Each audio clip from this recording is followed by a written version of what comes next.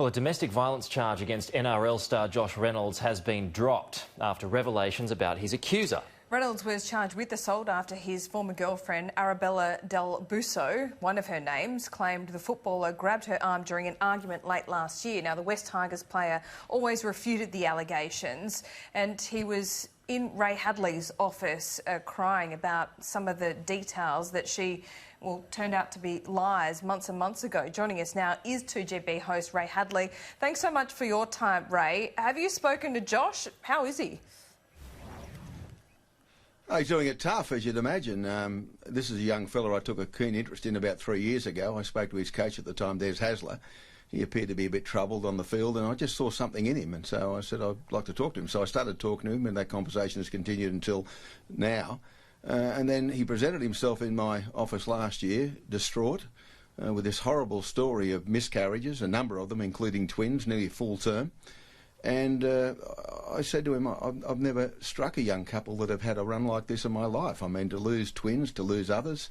And he was just absolutely beside himself. And the next thing you know, he's been charged with domestic violence offences. And I was perplexed by it. I couldn't understand it. So I spoke to him, and then I spoke to his lawyers about it. And I was convinced there was some sort of damage being done to the young fella in light of what had happened, and of course yesterday that all came to fruition, and we've seen through various reports in news media over the past months that the young lady involved has a lot of questions to answer herself in relation to police. But it's the most bizarre story I think I've ever dealt with in relation to a rugby league player or any man. You know, the whole scenario from when it started last year to where it got to yesterday. Yeah, I mean, this sort of story, Ray, you usually have the sexes around the other way, isn't it? It's usually women who are victims in all of this, and I suppose this kind of dovetails into Pauline Hanson's argument at the moment that men can be victims too. Well, obviously, Pete, men can be victims, but I'd like to dissociate myself from Miss Hanson's comments in relation to what happened in Brisbane recently, because there's one person responsible for the death of that poor lady and those 3 innocent young children, and that's the bloke that did it. And I would remind everyone, I've got a stack of emails today about, the family law court are stiffing men left, right and centre. There was no family law court involvement in the matter in Brisbane. The young lady was abused, she left the relationship and then was murdered along with her 3 children by a horrible, horrible individual. So, yes, it can happen. And men can be the victim, but this is a very strange set of circumstances, and it's now evident that this young woman, whoever she may be, had duped other people into paying money. She told lies about her mother passing away. She told Josh he had to travel back to Italy to bury her mother. Her mother, thankfully, is alive and well in Australia somewhere. So it's just a dreadful set of circumstances, and when I spoke to him yesterday, my main concern was for his welfare. He's been ably supported by his fantastic mum and other members of his family, but you couldn't imagine, I don't think, anyone, including me, how he woke up every morning confronting front page headlines about being a violent offender against someone that he was never violent against. It was just horrible, the whole thing. Look, the NRL have come in leaps and bounds, haven't they, to try and rightly curb bad player behaviour. Josh Reynolds is not an example of that. I don't know whether he was caught up in these new rules, essentially, but is there now need to be a bit of a shift within the NRL about the presumption of innocence?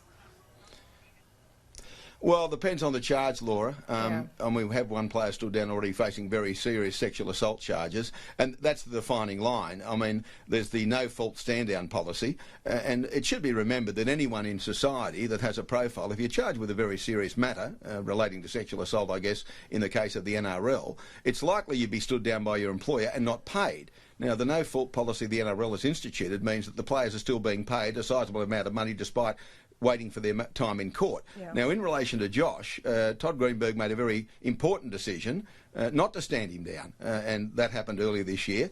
And Todd, and I'd been talking to Todd about what I knew about it, was, you know, aware of the circumstances that were later published both by Channel 9 and then News Corporation. So it's particularly important that each case is dealt with on its merits, and this case was dealt with on its merits, thankfully. Ray, just switching codes, just if you wouldn't mind for a moment, there's another big football story that's taking place at the moment. It's on the front page of a few newspapers today. It's Polly Farmer. He becomes the first AFL player to be diagnosed with that crippling neurological disorder caused by head knocks. Are you surprised that he's the first one to be officially diagnosed? I am in AFL. I know that there are many men that I grew up watching in rugby league, and I've been calling it for 35 years, who are battling at the moment, and privacy would not permit me to tell you who those people are. But it is a confronting problem for all contact sport, be it NFL, be it AFL or rugby union or rugby league. And I'm afraid that given that we didn't protect these men back in the 40s, 50s, 60s and 70s, into the 80s or even the 90s, it's something that the codes are going to have to deal with into the future as well, because we're far more aware of what concussion can do to men in these contact sports than we previously were. And it's a troubling time for all sports in relation to contact sports particularly, or even soccer, where people head balls and the like, and there have been instances of concussion in those sports as well. Well, so it's a worrying time, a very worrying time. The UK has actually banned all heading of the ball in football, in soccer, in kids' sport, in training. They're allowed to do it in a game, but they're not allowed to do it in training. I mean, when you look at the comparison between AFL and rugby league, I mean, something's got to give in kids' sport, do you think, Ray? Well, I think that's where it starts, Laura. It starts with the children. And we are, you know, it's far better police than it ever was. I mean, there are parents there and there are officials there that are keeping an eye on things like that, and violence and accidental knocks and things. Look, when I was playing football as a kid, if you got knocked out, they put a bit of water on your face, you got up and had another crack. I mean, it doesn't happen in 2020. I mean, some would say that's perhaps one of my major problems, that I got knocked out too often when I was playing football as a boy.